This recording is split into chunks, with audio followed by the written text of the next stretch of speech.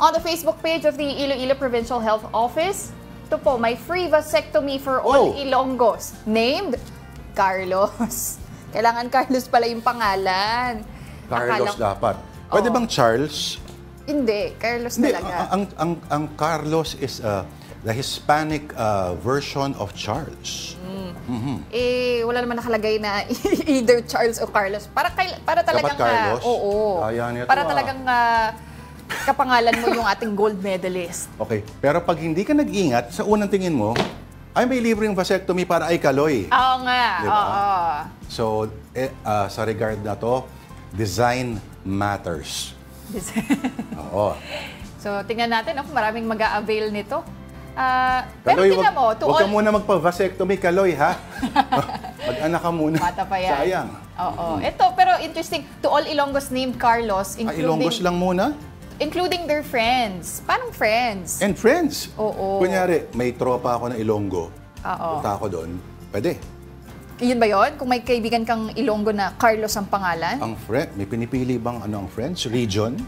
And friends. Oo nga eh. Oo. So baka pwede lahat. Oo. Unless kailangan Carlos din yung pangalan ng kaibigan mo kung ikaw ay Ilonggo.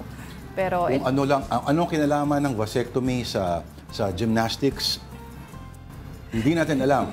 Pero kung Carlos ang pangalan ninyo at marami na kayong anak, oras na para vasectomy.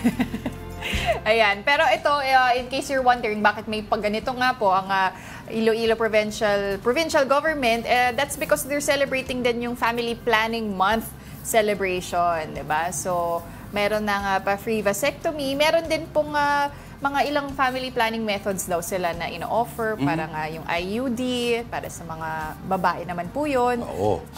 So yan, at least... At hindi sila dapat matakot. Maraming misconceptions about vasectomy kasi. Kesyo daw, paano ko ba i-discuss to sa...